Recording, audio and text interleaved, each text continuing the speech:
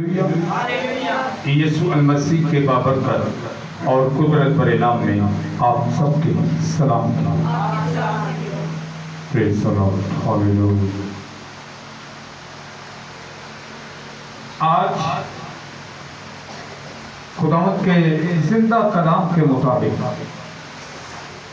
अपनी दवाइया खिदमत की जिंदगी को भी देखने की जरूरत है कि कलाम खुदा किस तरह की दुआ और किस तरह की खिदमत मांगता है। तो खुदावंद उन प्रकार से जिन प्रकार के लिए हम खिदमत में आते हैं, तो खुदावंद उन प्रकार से नवाजता है। मैं अक्सर एक बात क्या करता हूँ, खुदावंद ईमान के साथ के मुआफिक बख्शता है। जो लोग मुख्तलिफ लोगों को देखकर धन दौलत के सिलसिले में जब खिदमत में आते हैं, शान शौकत के सिलसिले में जब खिदमत में आते हैं, तो खुदावंद उनके चारों तरफ ऐसा माहौल बना देता है, ऐसे हालात पैदा कर देता है, आप सोचते ही रह जाएंगे और उसके कईयों लोगों से राबते हो जाएंगे, क्योंकि जिस डगर पर वो चल पड़ा उसी डगर का रास्ता खुदा उसके लिए बना देता है। कलाम खुदा में मरकूम है, कभी मैं सोचता था कि क्यों खुदा ऐसा कह रहा है कि मैं तुम्हें जानता ही नहीं।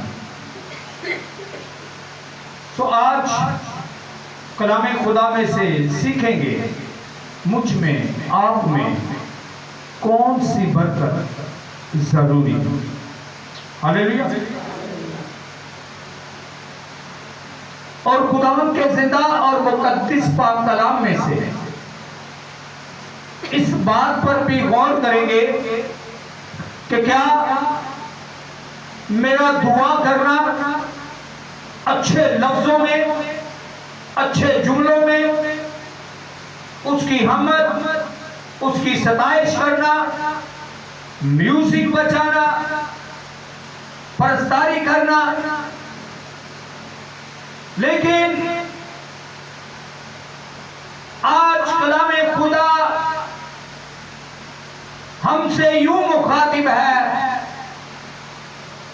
कि इसके अलावा भी कुछ और है, इसके अलावा भी कुछ और है जो आपके लिए, मेरे लिए, कुल बनी नौ इंसान के लिए जो ईमान रखते हैं रब्बना जुल जलाल यीशु मसीह पर जो ईमान रखते हैं, उनके लिए क्या जरूरी है।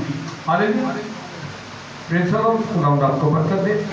आइए मेरे साथ निकालिए लूका रसूल की अंजील उसका 10 बाब, लूका रसूल की अंजील उसका 10 बाब 17वीं आयत मुकद्दसा से 20वीं आयत मुकद्दसा तक पढ़ें। गौर कीजिएगा। वो 70 खुश होकर फिर आए और कहने लगे, इससे पहले का पैराग्राफ के अंदर है कि खुदावंद अपने शागिर्दों को दो दो करके भेजता है, अपने शागिर्दों को दो दो करके मुनादी करने के लिए, खिदमत करने के लिए भेजता। उनमें से 70 जब वापस आते हैं, वो 70 खुश होकर फिर आए और कहने लगे, ऐ खुदावंद तेरे नाम से बदरुएं भी हमारे ताबिया हैं। ऐ खुदावंद तेरे नाम से बदरुएं भी हमारे ताबिया हैं। उसने उनसे कहा, मैं शैतान को बिजली की तरह आसमान से गिरा हुआ देख रहा हूं। मैं शैतान को बिजली की तरह आसमान से गिरता हुआ देख रहा था। देखो मैंने तुमको इख्तियार दिया है,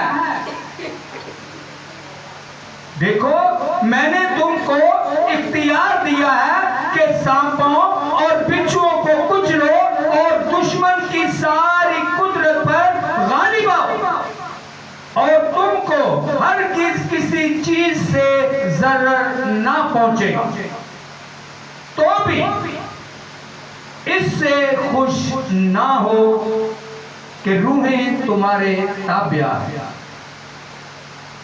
खुदावंद अपने कलाम में इस बात को वाज़ेह करता है, बल्कि इससे खुश हो कि तुम्हारे नाम आसमान पर लिखे गए हैं।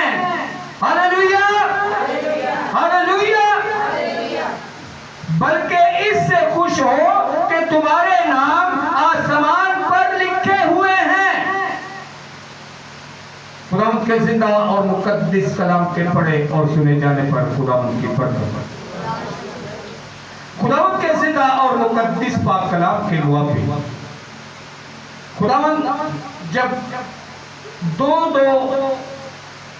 शागिर्द खिदमत के लिए दीन को फैलाने के लिए, लोगों तक पहुंचाने के लिए, खुशखबरी की मुनादी करने के लिए जब दो को भेजता है, तो कुछ शागिर्द मना 70 शागिर्द वापस आते हैं और आकर बड़े खुश होकर खुदावंद से फरमाते हैं कि खुदावंद उस्ताद, अब तो बदरूहें भी तेरे नाम से हमारे ताबिया आ गया। सो रब्बना जुल जलाल यीशु मसीह इस बात को वाज़ेह क्लियर करता है।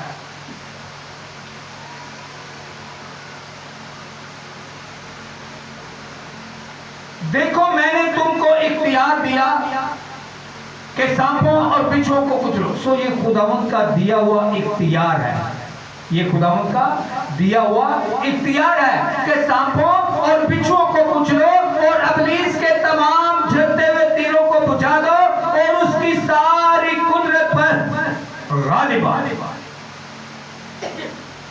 तुमको हर किसी चीज से जरूर ना नुकसान ना पहुंचेगा। अब सोचने वाली बात यह है, मैं आप हम सब के लिए ये बात गौर तलब है। अगर कोई चीज हमें नुकसान दे जाती है, कोई बदरू हमें नुकसान देती है, कोई और नुकसान हो जाता है, तो मैंने किस तरह की जिंदगी खुदा को दी।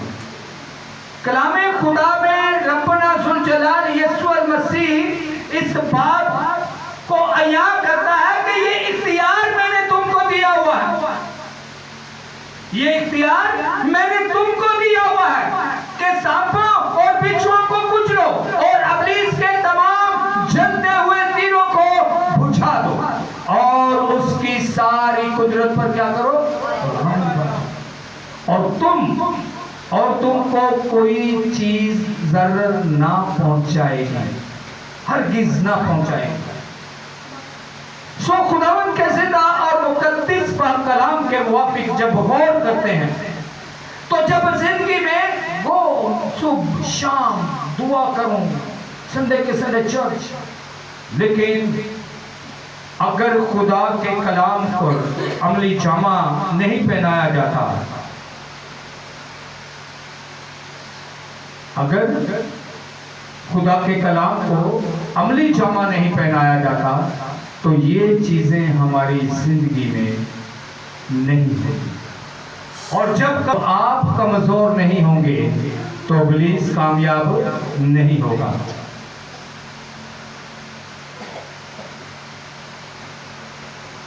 आए मेरे साथ एक हवाला निकालें, मरकज 16 बाब उसकी 17वीं आयत मुकद्दसा, 17वीं और 18वीं आयत मुकद्दसा पढ़ेंगे। अब देखिएगा, यहाँ दिन रात दुआ करने वालों की बात नहीं कर रहा, यहाँ दिन रात दुआ करने वालों की बात नहीं कर रहा, सिर्फ ईमान लाने वालों का जिक्र कर रहा है। किन का जिक्र कर रहा है? ईमान लाने वालों का। और ईमान के लिए कलाम फरमाता है कि ईमान बगैर ईमान के मुर्दा है। सो जब ईमान ही ऐसा होगा कि अमल उसमें हो वो ईमान क्या कहलाएगा? मुर्दा।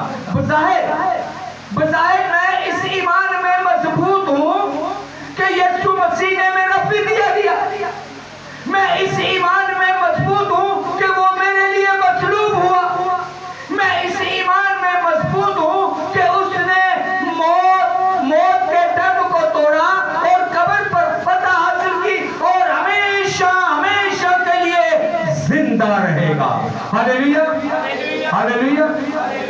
लेकिन अगर उसके कलाम को अमली जामा नहीं पहनाया जाता, अगर मेरा बोलचाल, अगर मेरा उठना बैठना, अगर मेरा चलना फिरना उसके कलाम के मुताबिक नहीं, अगर मेरा किरदार उसके कलाम के मुताबिक नहीं, तो मेरा ईमान क्या कहलाएगा? मुर्दा कहलाएगा। कलाम खुदा मरकज़ रसूल की अंजील 16 बाब उसकी 17वीं आयत मुकद्दसा। और ईमान लाने वालों के दरमियान ये मोजज़े होंगे। किनके दरमियान? ईमान लाने वालों के दरमियान। दुआ करने वालों का नहीं बोल रहा कि लाज़िम ईमान के बाद क्या? अमल। ईमान के बाद क्या? अमल। और ईमान लाने वालों के दरमियान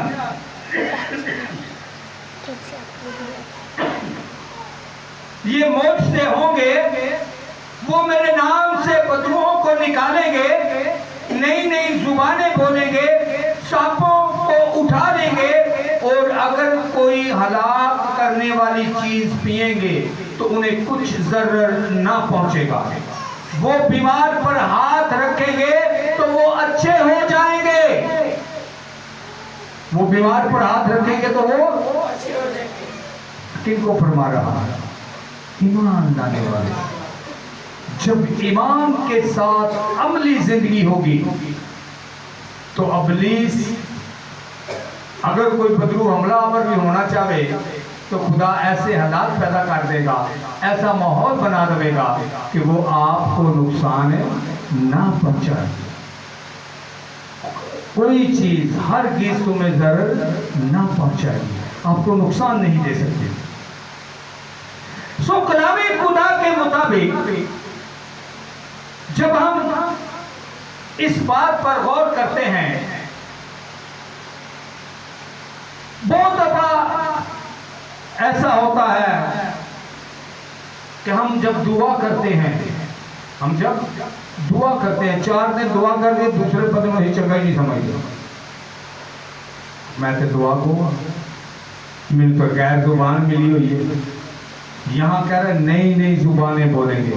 इतने सारी उम्र 2 लफ्ज सीख के गैर जुबान के मसे करार दे दिया जाता है।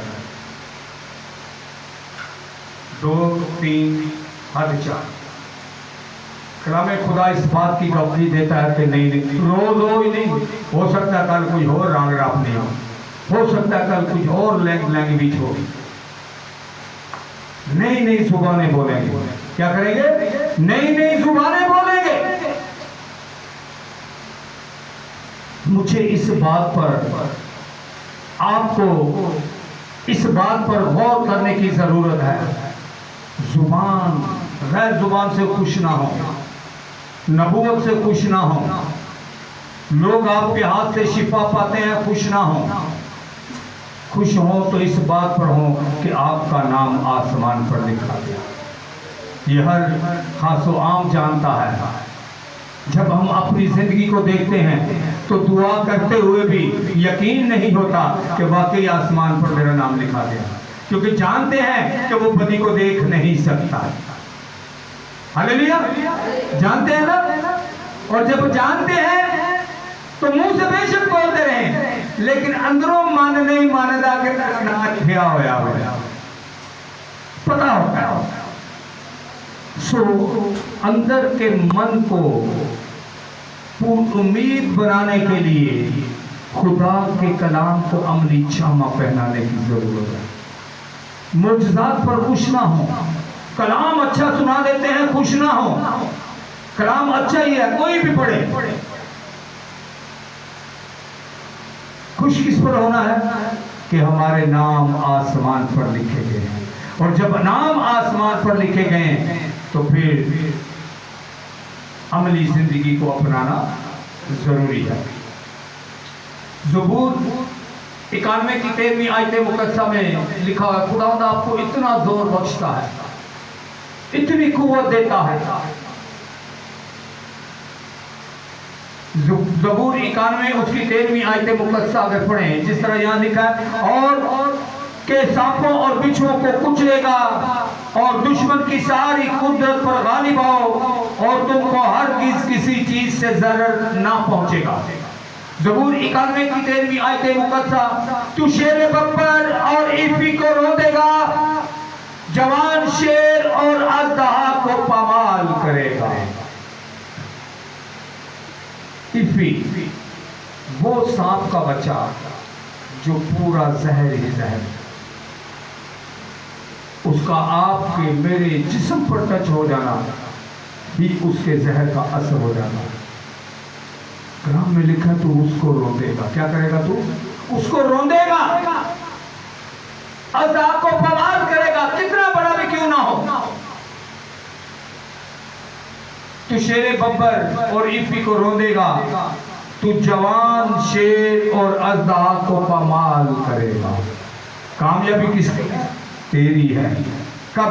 जब यीशु नाम में जिंदगी पसंद करेगा, जब उसके कलाम पर अमल करेगा, जब खिदमत के साथ, दुआ के साथ, प्रस्तिश के साथ, जिंदगी के साथ जब उसके कलाम को अमली जामा पहनाएगा, तो ये सारी जोर, सारी कुव्वत, सारी कुदरत खुदा आपको बख्शेगा। Hallelujah, hallelujah. शागिर्दों ने क्या फरमाया कि दे उस्ताद, अब तो बदरूहें भी तेरे नाम से हमारे ताबिया हैं। अपनी दुआ पर खुश होकर अपने लिए बरकत के दरवाजों को बंद मत करना कि मैं बहुत अच्छी दुआ कर लेता हूँ, मैं तो इस तरह दुआ कर लेता हूँ, मैं तो ऐसे कलाम सुना लेता हूँ। इस पे खुश नहीं होना। खुश किस पर होना है? कि मेरा नाम आसमान पर लिखा गया है। Hallelujah, hallelujah. खुदावंद के जिंदा और मुकद्दस पाक कलाम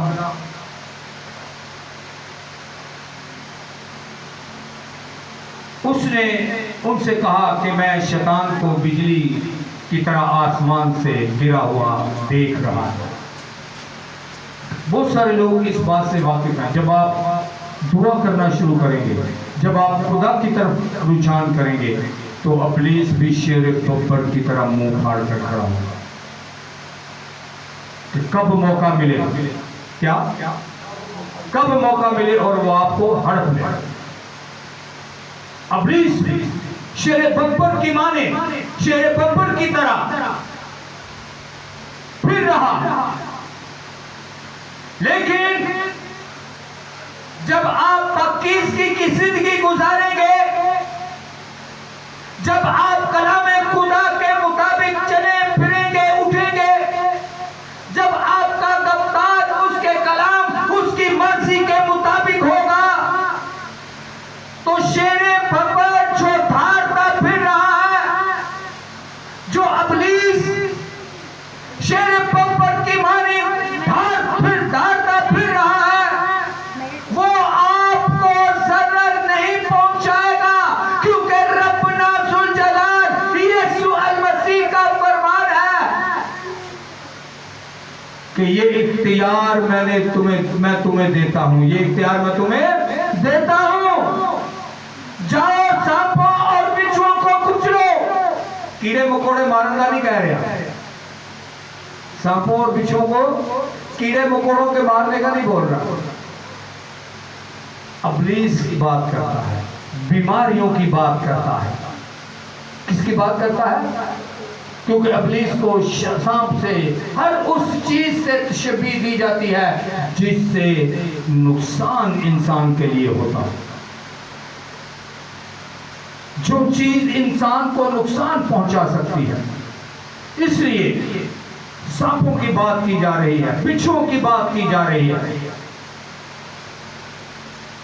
सांपों और बिच्छुओं को कुचलो और दुश्मन की सारी कुदरत पर गालिब आओ। दुश्मन की और मेरा और आपका, कुल ईमानदारों का दुश्मन कौन है? इब्लीस। ताकि आसमान पर नाम ना लिखे जाएं। जितने मर्जी बड़े स्टेज पर खड़ा हो जाए, जितनी मर्जी लंबी लंबी दुआएं कर ले, लेकिन इब्लीस अगर जिंदगी में काम कर रहा है तो आसमान की बादशाही में नाम नहीं होगा। आसमान की बादशाही में एक ही सूरत में नाम होगा कि इब्लीस का फार्मूला आपकी जिंदगी में फिट ना हो, दूसरे को देखकर गुमराही के रास्ते पर मैं ना चलूं, धन दौलत को सामने रखते हुए वो काम जो झूठ फरेब से किए जाते हैं वो मैं ना करूं, तब आसमान की बादशाही में नाम लिखा जाएगा। तब इब्लीस हमला तो करेगा लेकिन कामयाब ना होगा। मेरे दुआ ये अल्फाज हैं जो खुदा ने मुझे दिए हुए हैं कि बेशक जहां तेरा यीशु नाम लिया और पुकारा जाता है, जहां तेरी पाक हजूरी है, जहां तेरी मौजूदगी है, जहां तेरी पाकीज़गी है, वहां नाराजगी, नापाकी, इब्लीसी तस्वीरें, वबाएं, बीमारियां ठहर नहीं सकती, क्योंकि तू कुदरत वाला खुदा है। इब्लीस की सारी दुश्मन की सारी कुदरत को किसकी कुदरत से? यीशु नाम की कुदरत से। Hallelujah, hallelujah. सो जहां उसका नाम अमल के साथ लिया जाता है, जहां उसका कलाम अमल के साथ पढ़ा जाता है, जहां दुआ अमल के साथ होती है, जहां प्रस्तिश अमल के साथ होती है, वहां नुकसान नहीं होता। वहां बीमारी आती जरूर है लेकिन ठहर नहीं सकती। हालेलुया, क्योंकि ऑलरेडी यीशु नाम उसकी जिंदगी में काम कर रहा है। इब्लीस तब काम करेगा, स्टीयरिंग, गाड़ी के स्टीयरिंग पर एक ड्राइवर बैठा हो तो दूसरा ड्राइवर कहाँ बैठेगा? उसके पीछे या साइड पर। वो पहला ड्राइवर उठेगा, स्टीयरिंग छोड़ेगा, तब वो कर। सेम इसी तरह आपकी मेरी जिंदगी, अगर आपकी मेरी जिंदगी का ड्राइवर पायलट रब्बना जुल जलाल यीशु अल मसीह है, तो इब्लीस आपकी जिंदगी की गाड़ी को नहीं चला सकता। हालेलुया, और सोगा hallelujah, praise the Lord, hallelujah, hallelujah, hallelujah,